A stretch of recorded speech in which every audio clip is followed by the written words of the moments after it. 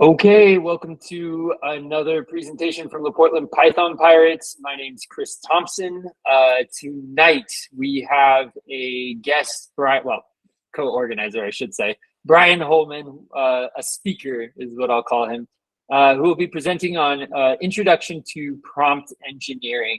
And we're going to try and go a little bit deeper than a lot of the tutorials that are out there, in terms of not just giving you how to get good marketing content, right? But actually components of prompt engineering and explaining thoroughly what all goes into that.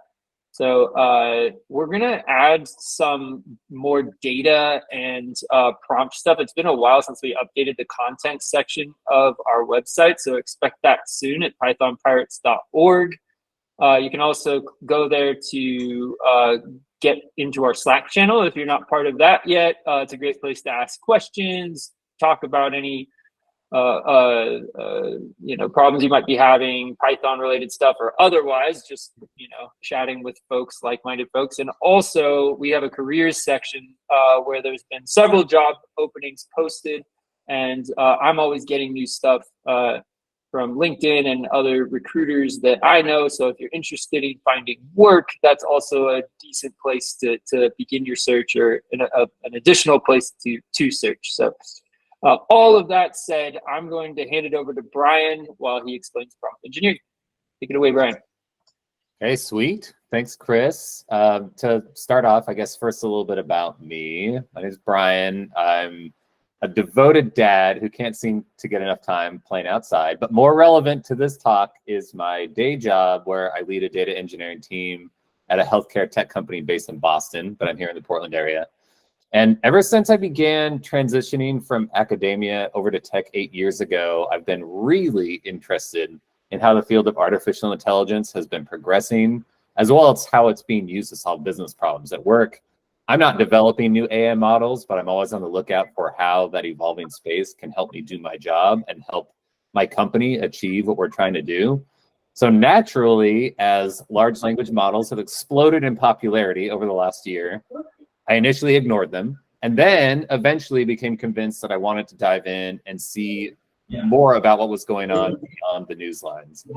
And so I learned that LLMs and their applications such as ChatGPT can be used to build lots of really interesting things. And as long as you know how to tell it to do what you want it to do in the way that it wants to be told how to do what you want it to do. So today I want to talk about how you can tell LLMs what to do so that they'll do those things. And this process is called prompt engineering. So to begin this talk, I'm going to first spend a few minutes, just a few, talking about large language models and give a brief history about them, like their origins. I am really not an NLP expert. I'm just somebody that's curious and wants to learn, which is why I'm giving this talk, because that's how you learn. But there are some really interesting threads that I at least want to touch on. And then we'll have a lot more fun diving into a specific use case for LLMs and introduce some basic prompting concepts along the way. And we'll move on towards other prompting techniques that have surfaced in papers from the AI community. And hopefully we'll have some time for more general questions and discussion at the end. I'm really good at overpacking presentations, so we might not have a ton of those questions. But if you do have questions along the way, please interrupt me and ask them. I want to keep this conversational. Chris, I can't see the chat, so if people put questions in the chat, feel free to just interrupt me if you can be their voice. And we'll start there.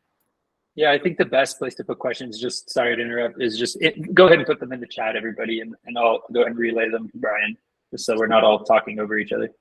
Okay, awesome. So let's begin by chatting about LLMs. So LLMs, or large language models, is a type of AI model that at its core takes in massive amounts of data to learn relationships between words in training text, so that given some type of input text, it can try to predict the next word in a sequence. That's really what it is at its core. So they are generative models, meaning that the input to the trained model will just be a sequence of words, and then the LLM will try to predict or generate the following word or words. Now, the underlying technology is based on the concept of transformers, which is an advancement in natural language processing that occurred in 2017. So this is pretty recent if you're ever like me, like, we get imposter syndrome all the time. You go on the next new thing and learn like, oh my gosh, it seems like there's so many people that know way more than I do, and this has been around for forever. All the advancements in large language models, even though some of this might seem like it's been around a while, underlying technology really exploded only in the last couple of years. That required the size that these models are, like all of that technology and being able to use GPUs the way that they are, still, that technology has emerged only within the last few years. So you're still, even though it might seem like you're late to the game, as Chris will tell you, we're still in the tip of the iceberg scenario, especially with large language models and understanding how we can use them. And they are justly called large as they contain hundreds of billions of parameters, and we'll get more into what parameters are in a moment. And they're trained on more than 300 billion words of text. So that's the equivalent of these models reading about 4 million books cover to cover to learn relationships between words and how they appear in sentences. So what can this ability be used for? The ability to just take in some text and then spit out what is the most likely word or sequence of words afterwards? Well, any use case where a text response fits the bill. And I mean, if you're ever browsing online, everything we do is text these days. So an LLM, if prompted correctly, will try its best to find the next right thing to say. So whether you ask it to translate some text, summarize a passage, ask it a question, etc., it'll give you a response. So let's dive deeper, a little deeper into model size when I say large, because there's a couple of points that I want to hit on here. So a reliable proxy for model size is how many tunable parameters comprise a model. And here on, and if you're new to machine learning, think of a parameter as like a piece of knowledge that can be updated during training. So the more parameters in a model, the more complex the predictions that you can make. So if you have used ChatGPT or other large language models at all, and you're thinking, how in the hell did it answer that question? It has hundreds of billions of parameters that have been carefully trained across many months and over terabytes of data. So right here on this graph is just a snippet from, you can see the source down there, that shows how over the last few years, the number of trainable parameters or the size of the models, and here it's showing some different large language models that have emerged on the scene, are growing exponentially. So for example, let's look at the first iteration of OpenAI here just after 2018, about 110 million parameters, large at the time, puny by today's standards. Now, the current iteration of OpenAI's ChatGPT 4, we don't even know how many hundreds of billions of parameters it has because it isn't released to the public. But as these model sizes and the amount of data that they have been trained on continues to grow exponentially, so is the utility of these large language models and what they're capable of. So this is trying to really just hammer in, like, this is still a very emergent trend, even if you're feeling some imposter syndrome and thinking that the world has already gone by you here. We're just at the beginning stages. So I'm glad that you're here to learn more about prompt engineering. So one thing I will admit, and I mentioned this earlier, is that when OpenAI announced ChatGPT 3.5 and we all started playing around with it, at first I paid very little attention. I think we were interviewing somebody at the time and I had ChatGPT interview questions, and overall they were pretty decent. And I kind of ignored it after that. But once I started earlier this year looking at use cases and prompt engineering, that's when I became convinced that I needed to get on the LLM and prompt engineering trend as quickly as possible, which is why I'm so excited to talk about what I've learned today. And super excited to jump into some prompt engineering basics. But just one other thing that I want to mention, because this is also an important point, is the difference between GPT and ChatGPT. So GPT is a large language model developed by OpenAI. ChatGPT is a chatbot application that uses GPT architecture. So it's more than just an LLM. So what this means is that on top of just this GPT architecture, OpenAI has invested millions of dollars fine-tuning this application using what's called reinforcement learning from human feedback, or RLHF, if you see this acronym here. We could dedicate an entire Meetup talk to about RLHF and get into the weeds of how that is implemented, although I certainly am not qualified to do so. But the high level is ChatGPT is so good because OpenAI researchers have asked it many thousands of questions and then rated the text it generates as a response to those questions, then found a way to feed that feedback back into the training of the model. So whether ChatGPT gives a good answer or a bad answer, each time this happens, it represents a data point that ChatGPT can use to continue to learn and retrain all of the parameters that it has. So it's not just an LLM, it's an application and a chatbot built on top of that. So it's even smarter than just an LLM alone. And that's a really important point that makes it so powerful, especially ChatGPT-4, if you've used that. So also, ChatGPT isn't the only large language model on the scene, but it is very popular, and I'll be using it to discuss prompt engineering today. So I'm going to pause and see if there's any questions that have come up so far, and then we'll get on to engineering some prompts. Okay. So let's turn ChatGPT into a math tutor. And I'll tell you why in a second. But in this prompting basics tour, I want to teach you some vocabulary that is used in the prompt engineering space, also expand your mind in terms of what you can get LLMs to do if you really haven't explored them too much, and explore a useful use case in terms of a math tutor. So why a math tutor? Well, say you're like me and you have a kiddo moving from 2nd to 3rd grade. They're a little nervous about the 3rd grade because they know they'll be introduced to more difficult math concepts like division. And you might already know that you can go to Google and skip a slide and ask it a division question, and it's going to give you an answer.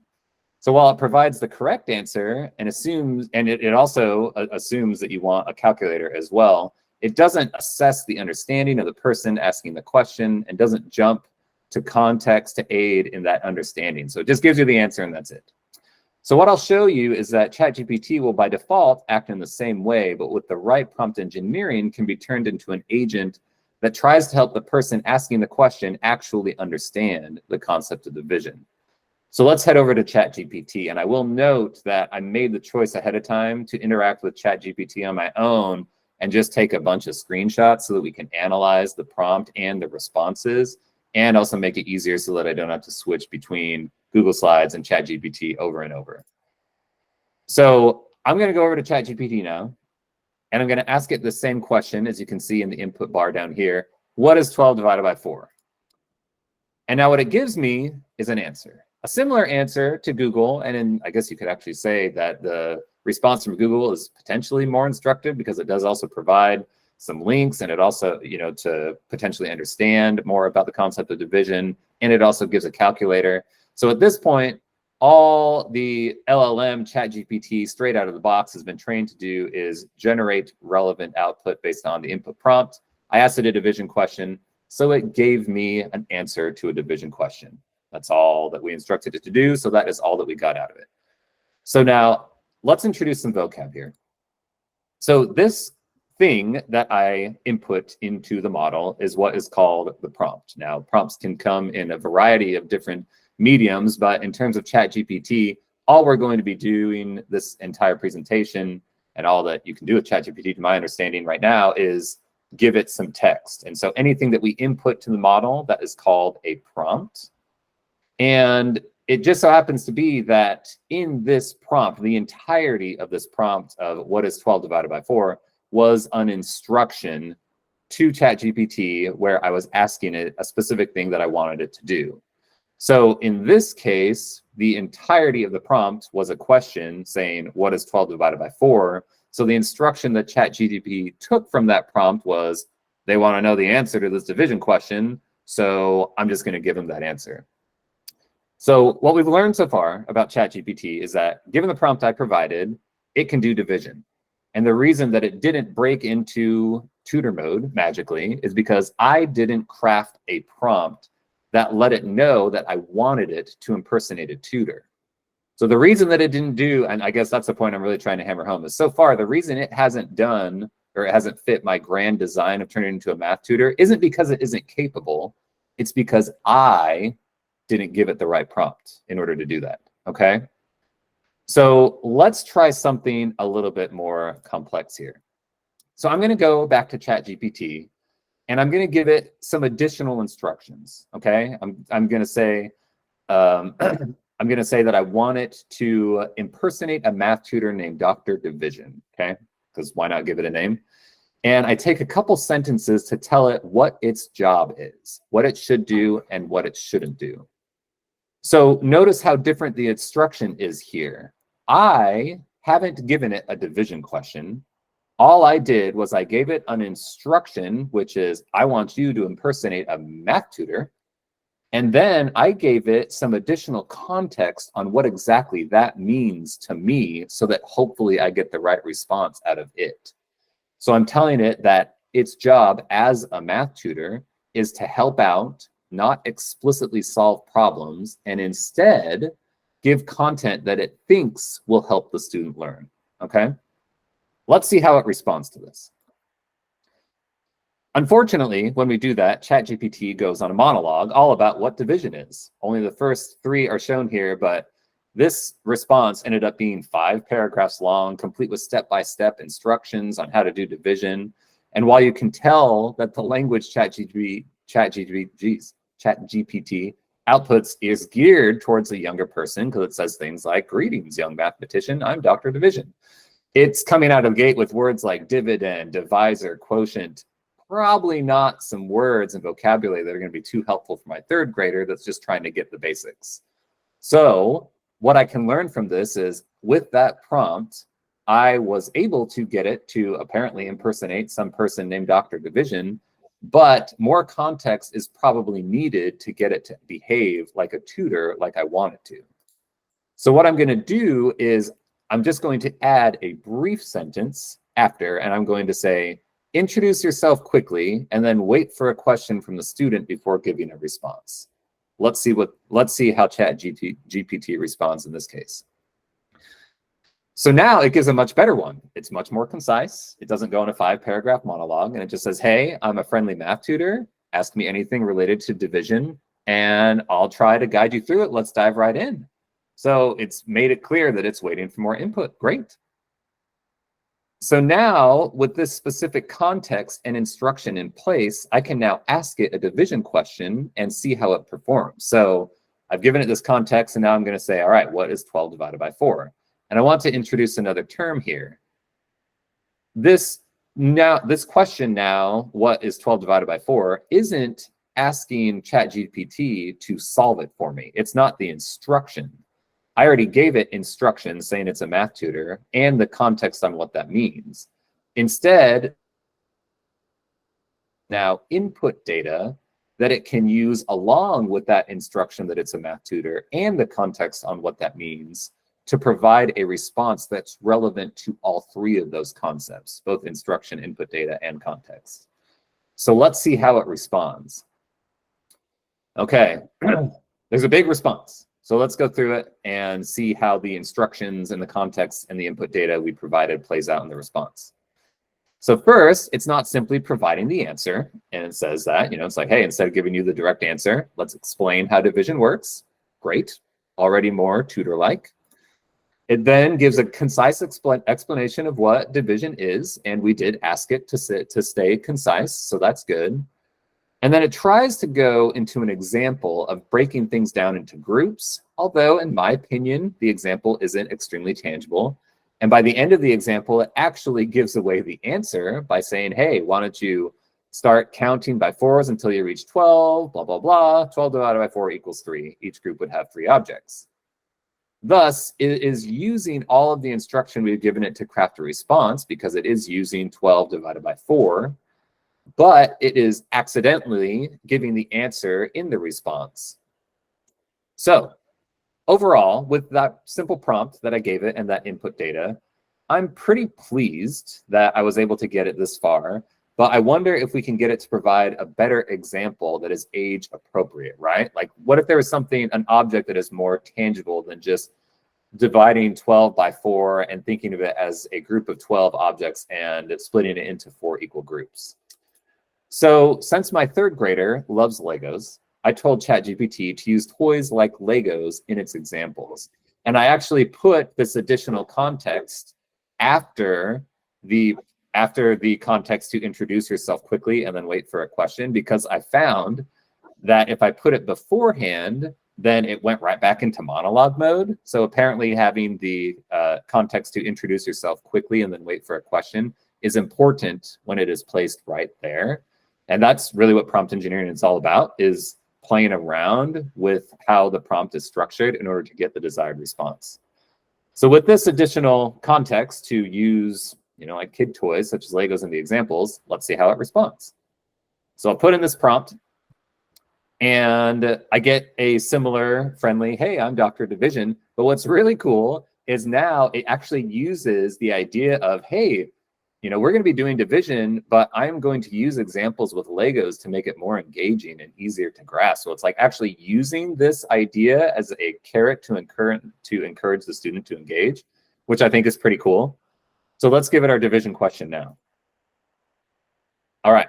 So sure enough, it now leads with a Lego example to describe the process of division. So what is 12 divided by 4? And then right out of the gate, it says, let's imagine we have a stack of 12 colorful Legos in front of us, dividing these Legos into 4 equal groups, yada, yada, yada. Isn't that cool?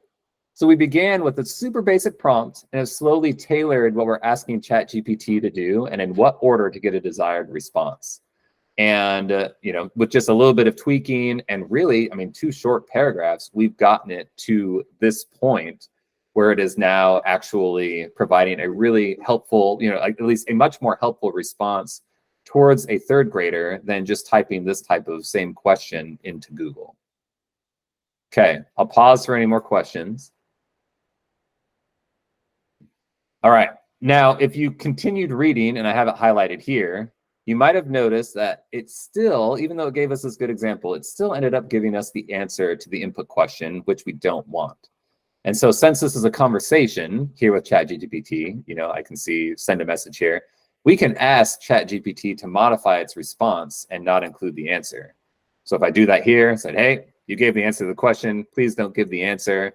It apologizes and then actually gives a really good example by saying, imagine you have a stack of 12 Legos, you divide them equally into 4 groups, and then it says, begin by trying to distribute the Legos equally among the groups. Keep sharing 1 Lego at a time until each group has the same number of Legos. And then my favorite part, and we have to scroll down for this, now think about how many Legos each group will have. Try distributing the Legos and observe how many Legos end up in each group. Feel free to share your observations or ask any further questions. Okay, so with that original prompt, and then a little bit of like a correction saying, whoops, you gave the answer. Now it's really acting like a tutor, using an example that is tangible and good context for a third grader, and then asking it to share its observations. So, if one already knew the answer, then sending the response of like, hey, I think the answer is 3 would be a perfect response that we would expect from somebody that's learning division and has figured out the answer, to share their observation, and then ChatGPT could go from there. So a much more useful tutor with just that additional like slap on the hand. So suppose we're designing a tutor application connected to ChatGPT.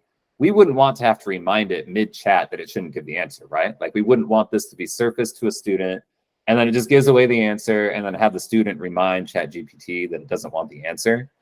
So what could we do to attack this problem so that it does, so that we could ensure that it isn't giving the answer in its original response?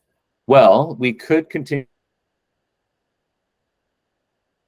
to include answers, and I definitely think that's a good thing to continue to pursue.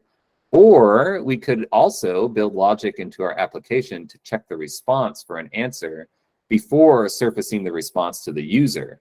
We're not going to do either of those right now, and I'd encourage each of you to think through and play around with this example to get the desired result.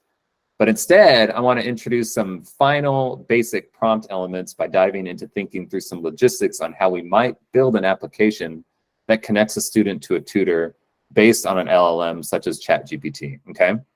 So bear with me for a moment. We're going to go into Brian's fancy diagram mode. So imagine the dialogue flow of this tutor chat application. And it would probably look something like this, right? So let's say after the user spins up the app, they're met with a greeting. Hey, what can I help you with today? And then when the user responds with a question, such as in the example here, to ChatGPT. But we won't just send the question from the user, because we already learned that if we just fire up ChatGPT and say, what is 12 divided by 4, it's going to respond with the answer that it's 3. So instead, we'll take this prompt that the user gave us, and I'm going to note user prompt here, and then what we're going to do is we're going to include that with the overall prompt that we have been constructing that provides the instruction to impersonate a tutor, gives all the context to, on what to do, what not to do, use examples such as Legos, be concise, all of those things. We can give this user prompt in the context of this greater prompt, which we'll call the system prompt, not my term. And that is what we'll send to ChatGPT. We'll send it to the OpenAPI's ChatGPT API. And then in the output side of our application, we can take ChatGPT's API response, perhaps run some checks on it, and then display that response to the user. Then however the user responds, we can turn that into another system prompt and send that back to ChatGPT, and so on. So that would be our high-level flow for how we build our application. And in this, I wanted to introduce the difference between user prompt and system prompt. And that's important because as you're building some type of application that is connected to some type of large language model's endpoint on the back end, you don't have to just, in fact, the real power comes from not just sending whatever the user inputs, but rather pre-giving the large language model some type of context on what its role is, any instructions, and what you want it to do, so that that base prompt in combination with the prompt from the user will get you the desired response that you want. And in this context, turn it into a tutor that can give an appropriate and age-appropriate response to the user. So that makes sense? Any questions on that? And this is super high level. This isn't like, hey, go forth and build, but just to give you an idea of how you can craft prompts and use user and system prompts in order to get a large language model to do what you want it to do, especially in the context of building some type of application. Okay. So actually, yeah. Sorry, I may have misunderstood that. Do you inject the user prompt into the system prompt? Because I know, for example, with the ChatGPT API, those two are separate in like the list that you pass in. Do you? Oh yeah. Okay. So I mean, there's different ways. I guess I would say that the overall question, the overall answer is it depends. So I'm getting a little ahead of myself here on the JSON format, but you could imagine having a prompt that's like an F string in Python, and it could have all of this vanilla, I want you to impersonate a math tutor named Dr. Division, all the way down to the given question is, where you have this input data. And that could just be your curly brackets user prompt, so that whatever you have coming from the application from the user, you could just inject in there, and then that is what would get sent to ChatGPT or whatever large language model endpoint you're using. And then if you, and to be honest, I haven't gotten to play around with the OpenAI endpoint yet. So if there are different attributes for system prompt and user prompt, I haven't played around with those yet. Okay. Yeah, I guess it's kind of one of those, like you said, it's depends on the use case. Right. And then, so then if we're going back and we're looking at this flow, so let's say the user then all of a sudden responded to this question, like where the tutor was actually helping it understand what's going on behind the scenes with division. And then it says the answer is 3, we definitely wouldn't want to send all of this additional context back to ChatGPT, right? We would just give the next answer and then it would continue the dialogue. Makes That's sense. a good question. Yeah. Yeah. So so here was the overall prompt to ChatGPT that I could give here. But one thing that I wanted to say is, so the other prompt element that I wanted to cover is that in your prompt, you can include instructions on how you want ChatGPT to format its response. So for example, let's say that when we send a prompt to ChatGPT, we want it to not only return its response to the user, like how is it going to help them answer this question or figure out the concept of division and help them answer this question, but we also want ChatGPT to keep track of the answer. So that way we could take the correct answer that provides and check the response for that answer. And so since this is an application we're building and communicating via API responses in JSON format, let's just ask ChatGPT to respond with JSON. So here's how we could do that. So here's my prompt that I just showed. We have the instruction, we have the additional context, we have the input data or whatever comes in from the user we could throw in there in between the quotes. And then the final piece of the prompt is now the desired output. So here I'm telling ChatGPT to give me the response in JSON format with attributes should be the correct answer to the question, and then and then response should be the response to the student to help them learn. And let's see how it does. If we just scroll down a little bit, we can see that it responds with some JSON. And here it provides the answer, and here it provides the response that it gives that represents the next stage in the conversation that it is going to have with the tutor, or sorry, with the student. So it's giving us the answer like we asked, it's giving us the response like we asked, and now armed with this JSON, it will make it easier to surface the response to the user in the output layer of our application. JSON isn't the only, sky's the limit. You can have it respond in JSON. You can have ChatGPT respond in Markdown. You can also get very particular about, respond via text, but in this specific way with these specific attributes, and it will, do its best to conform its response to whatever you're asking it to do, since that's what it's designed to do. So this is just one example, and you can find tons of examples included in the references that we're going to post at the end of this presentation.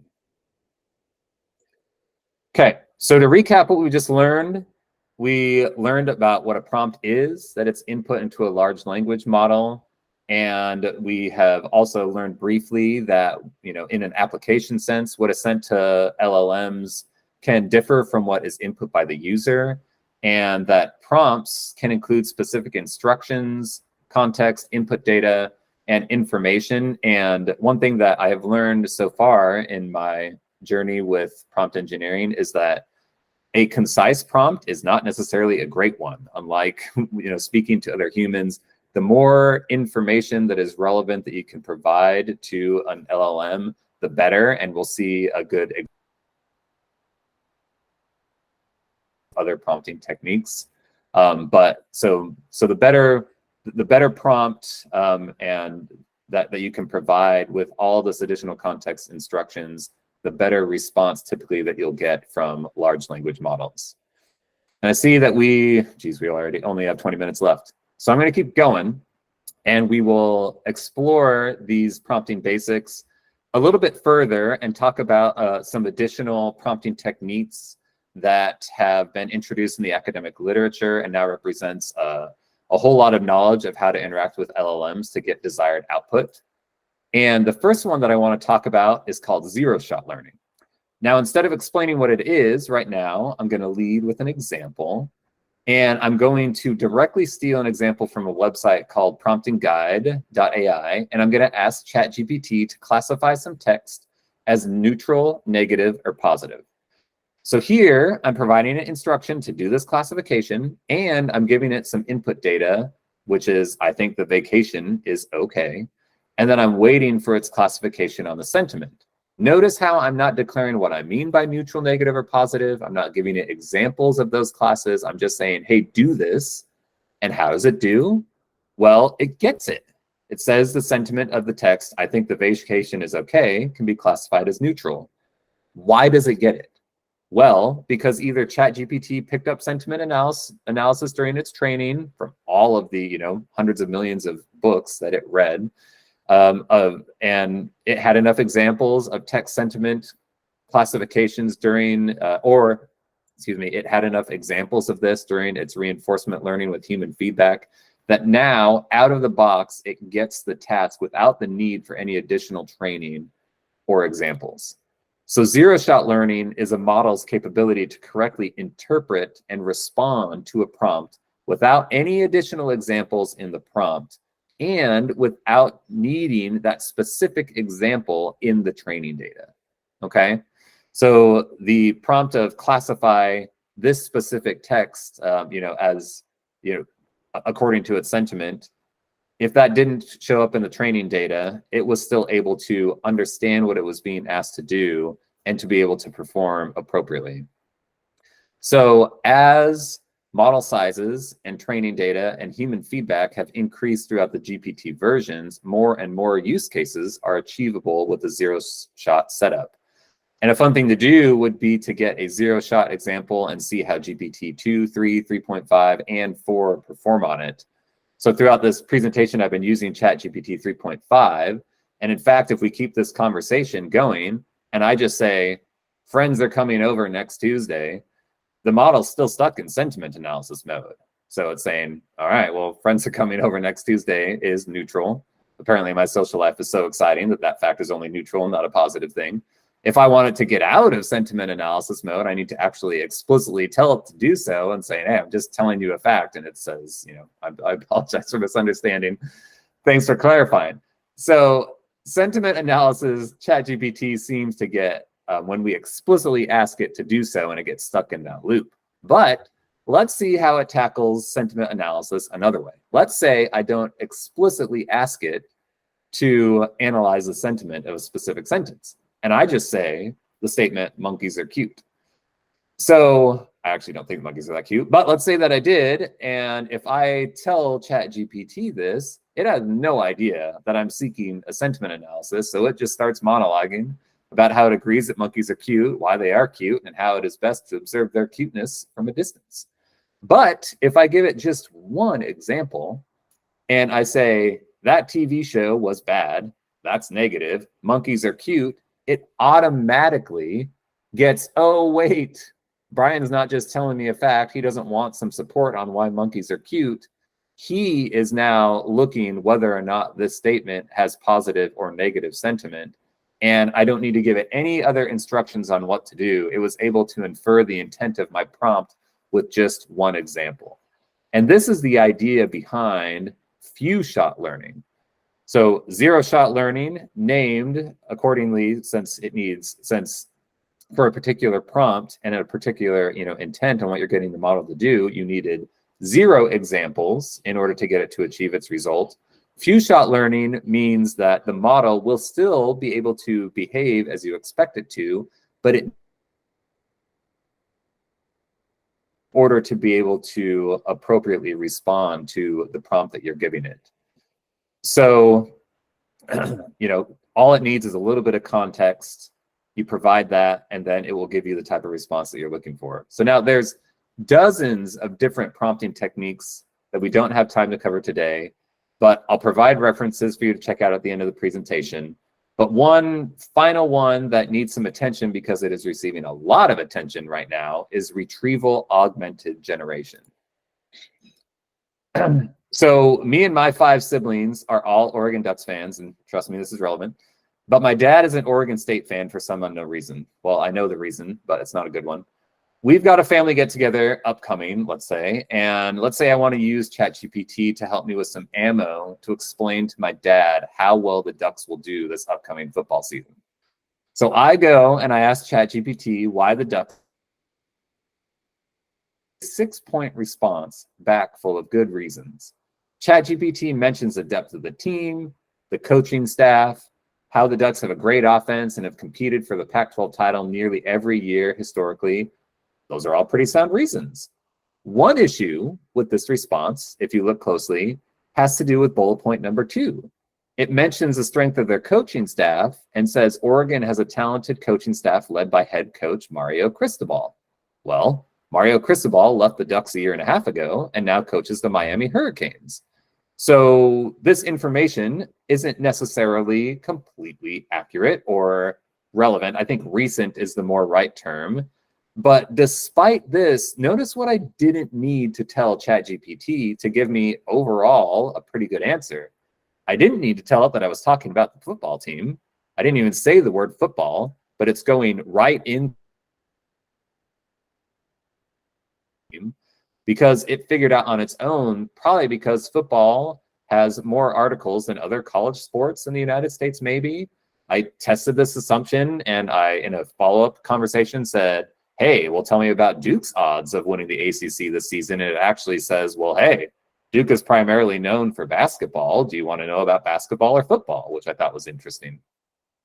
So I didn't need to tell it that I was interested about football. I didn't need to tell it what types of points I think it should generate, like what things to consider. I also didn't need to tell it what makes a strong team in football, right? Like it's able to parse all of that information and understand those relationships and what I was seeking from all the text that it's combed. So the point that I'm trying to make is ChatGPT has already been trained to generate relative text to this question. It doesn't need help doing that. All that is missing from coming up with a really good answer is more recent and relevant data. And then it could have done the rest if it had access to that. So that begs the question, what if I could take ChatGPT or some similar LLM, give it a question, but also provide it access to some data sources that it hasn't seen? Would it be able to parse the new data source and come up with an answer, including if I ask it to cite its sources? Well, the answer is yes.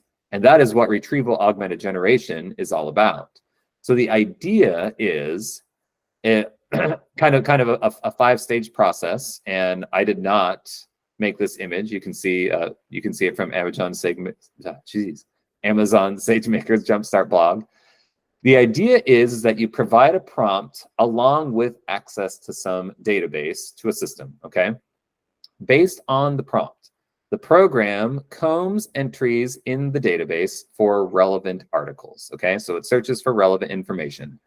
These relevant articles are then added onto the original prompt as context. So they're the article content is then concatenated onto the original prompt as context. And then that contextually enhanced prompt, so prompt plus query plus enhanced context, is actually what gets sent to the LLM. And then the LLM will then include this context. Remember, context is key. Long context is better than short, concise information as opposed to interacting with humans. It will use all of this prompt and context in generating its response to the user. So let's play around with this a little bit in action, okay? So that I can get a better response on how well the Ducks football program is doing. So I'm going to go over to Dan Lannings, who's Oregon's current head coach. I'm going to go over to his Wikipedia page, and I'm going to copy the summary text of his page, right? So just this first part here, which talks about how he's a former player, but he's now a coach. He's the head coach of Oregon. He was a defensive coordinator for the University of Georgia. And then it talks about where he played football and where he was an assistant coach at different high schools, different universities, so on. So I'm going to go back to ChatGPT, and I'm going to include a direct copy and paste into my prompt.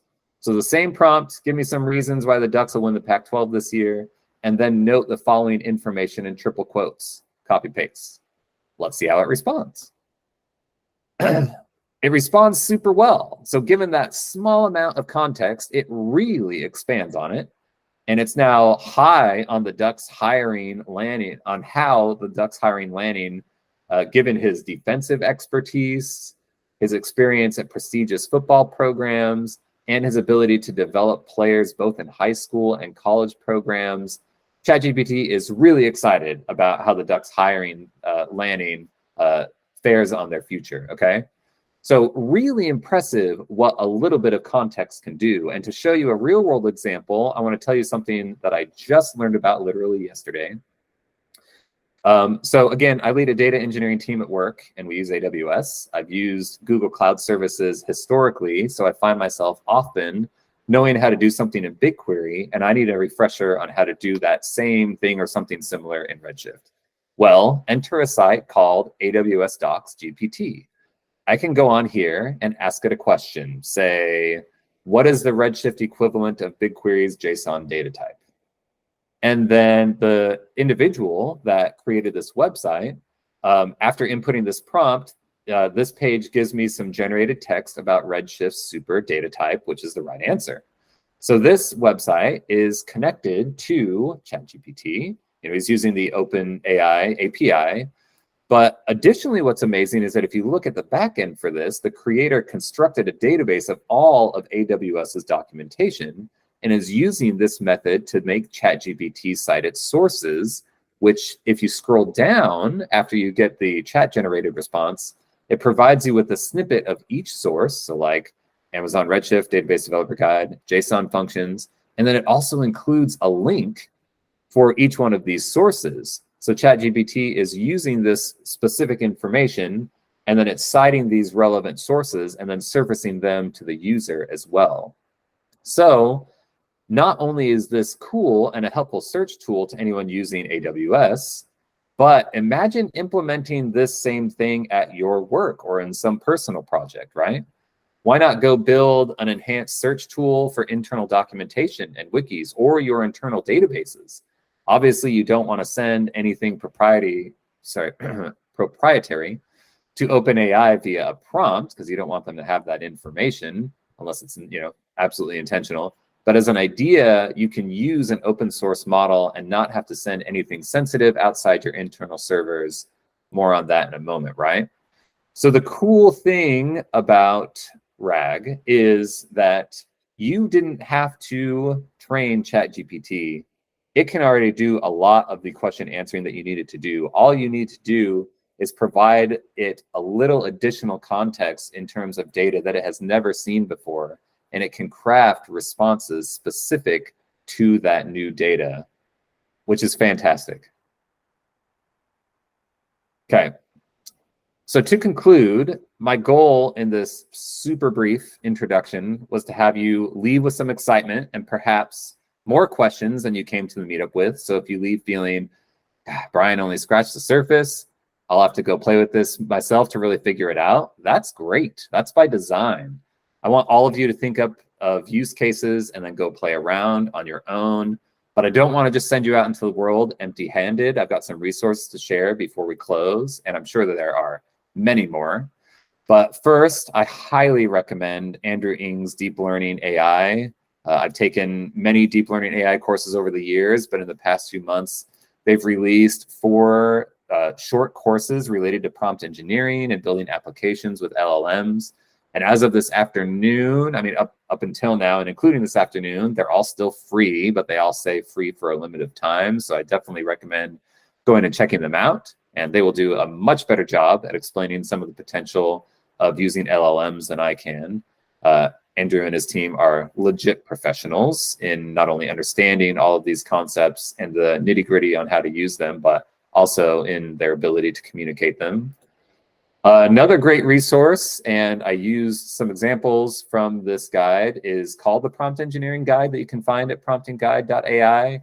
It introduces the same basic techniques I introduced here, and I use it a lot when preparing this talk, but it has so much more to share and explains many more concepts than we touched on here.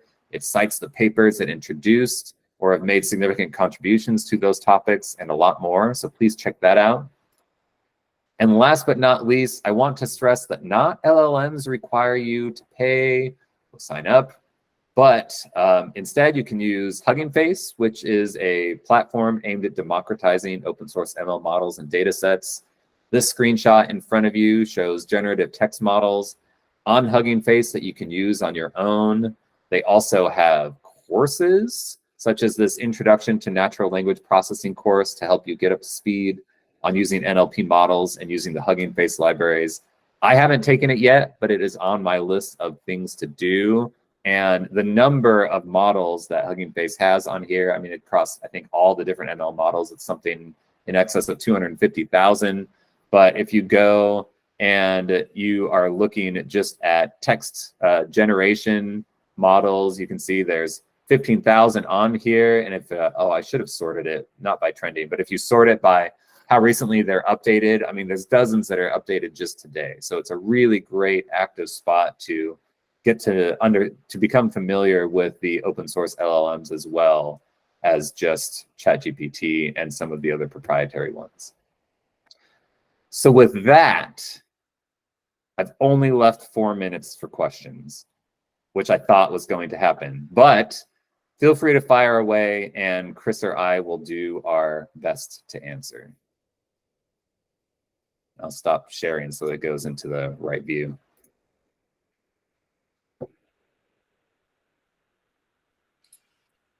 Sweet. That talk was awesome. I actually gave a version of this talk like last week. Yeah, something like that. And this was way better than mine. So much better. Yeah, any questions on any of this stuff? Mention something about safety and security. What should you refrain from saying to ChatGPT? Do you want to take that, Brian? Yeah, sure. I mean, so actually at work right now, we're not allowed to use it at all because we're in a healthcare tech company. And I think the official stance was, we know that, so I mean, if you send something to OpenAI, like they're not just going to let that go into the ether. They're trying to actively, they're trying to actively improve ChatGPT as much as they can. So they'll retain all of those responses. As you can see, thumbs down indicator that's just like, hey, was this a useful response or was this not a useful response? They're keeping all of that. That is really good information for them that can help make their model better. So I would say, so in the context of our work, we don't put anything that could potentially, hint at intellectual property or protected health information from the people that use our tools. So that's why we don't use it at all for now. We're obviously can't not use generative AI forever. We'll become dinosaurs if we do. But for now, we just don't do that. So yeah, the guide that I would say is, if you're, check with those at your work on what would be deemed proprietary information, and that type of stuff you would not want to include in anything that is for some external, like third-party endpoint. Yeah, I would add on to that. ChatGPT you shouldn't necessarily use, but Azure offers an open AI endpoint that they're offering access to certain companies. There's some application process that you have to go through to gain access at this point, but that endpoint is private and does not take data, so that companies who have PHI or financial data or anything like that, it isn't getting leaked into the training data sets that are then used to iterate on the GPT models once every couple months or whatever their training cycle is. So that came after the investment into OpenAI from Microsoft. Is OpenAI's new API functions RAG retrieval augmented generation? I assume you're referring to the apps that are available for preview if you sign up for them. And the answer is yeah. That's essentially what's happening. Is they're retrieving an external data source to inject context into whatever you're doing. So actually, there's a new feature in the API where you can pass in a list of functions that are available in your whatever application you have. Say like you have some Python functions you want to call. So that's, I mean, it's kind of like spinning it yourself. Like instead of having the extensions, you're providing your own functions that you can call. So that's what that is. That's a retrieval augmented. So let's say I want to search something on Google, or like search something on Discogs. Like there's a music release that I want to be able to find information about. So that's what that is. I don't know. I'm not familiar with that particular functionality. Like in terms of what like I'm using the OpenAI endpoint for, I'm using things at work like LangChain, and we're writing entire APIs just built around OpenAI, and then using so LangChain has this concept of agents and tools that you can use to kind of augment what you're doing with the OpenAI endpoint. And so I'm not familiar with submitting functions specifically to ChatGPT, and if you're a, yeah, I just haven't seen that functionality before. So I'm not sure why you would want to do, I guess I'm confused why you would want to do it. So you submit your function and then it reads your function and uses your function to generate a response, like using your function to grab external data from some source online. Is that what you're saying? Or how does that work? Yeah, pretty much.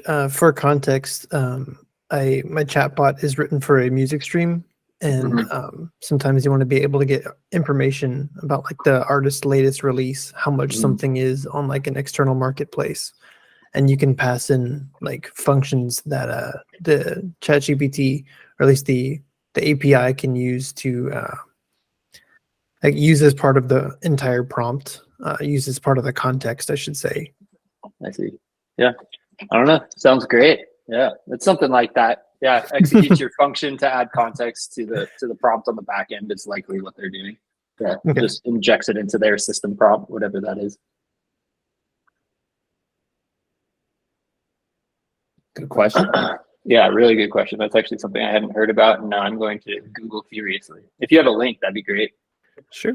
Well, yeah, the cool thing, Doug, is as Chris and I have been talking, like I'm just getting up to speed on all this stuff because I ignored it for a while. And so it was, all right, let's figure out some of these basics and get up to speed on that. And then, all right, now let's start playing with the API because I still haven't gone, that's still uncharted territory, but obviously the next step. So yeah, it's super new. I think they released that model update like 3 weeks ago. So it's like super new stuff. Very cool. So active. Yeah, that's another exciting reason to be learning about all this stuff.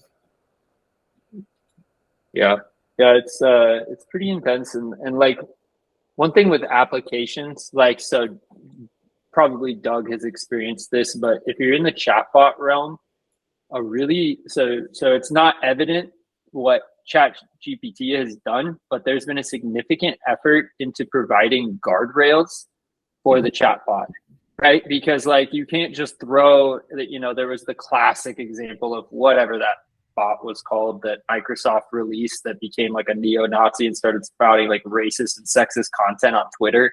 They just unleashed it and like let it go, right? And that was a big learning point for Microsoft in terms of what these things can do and how fast they can get out of control. So a lot of time is being spent, especially in chatbots, of trying to keep them from being hacked with things like prompt injection and different, stuff like that. So, people are jailbreaking, right? Bots. So trying to ensure that doesn't happen, that takes a significant effort because it's not easy to control something that will just respond to anything, Yeah, exactly. Yeah, the AI language model, right? Yeah, but like that's what it's meant to do. So those are the guardrails that they place, right? When you hit that point, that's intentional, right? And when this first came out, there were not a lot of restrictions. Like you could do a lot of weird stuff with ChatGPT when it first came out, and they quickly learned like we need to put some guardrails up because this is getting out of hand. They were already up, but they weren't robust enough. So that's been a huge point. And if you look at the API, there is actually a moderation endpoint on the API that allows you to test whether user input or output from the model itself contains racist, sexist, whatever language in it. And they give a score for that so that you can decide which content you're showing or feeding to the bot. Yeah. And I think it's, censoring it. Everybody's like, give us the open model. And it's kind of like, should we? Like, like maybe, but, there's plenty of open models out there. If you want to see it, you can look at, there's one called, I think it's OpenGPT or like something like that. And it's basically 90% of what ChatGPT is. So you could see kind of what happened when you have just kind of like an open source model with not a ton of restrictions on it. The responses are not as good as they were before. Yeah, potentially. I mean, it depends, right? Not as good as they were before. Like they're still absolutely incredible. So it depends on what you're trying to get out of the bot, right? Like they're still getting ridiculous results. So whatever their measure is of not as good is probably not that noticeable to the general public, right? You'd have to be working at OpenAI to understand what they mean by not as good, because that's a very general statement. Yeah. Yeah, and OpenGPT is on. Yeah. Open though doesn't have a concept. That's just what sounds right in the context. Right. Yeah, exactly. That's not, yeah. That's it's up to the user or the developer to decide what's right or wrong. Right. Right. It's just, this is relevant. Yeah, right, exactly. Based on my training data, right. This is highly probable what should come now. Right. It's highly probable I should say this. Right. Which is crazy that, I mean, that concept and then the right underlying technology in order to train understanding those, you know, word to word relationships just unleash all of this potential. And that is what is just so insane. Like, yeah, it really is a turning point in capabilities.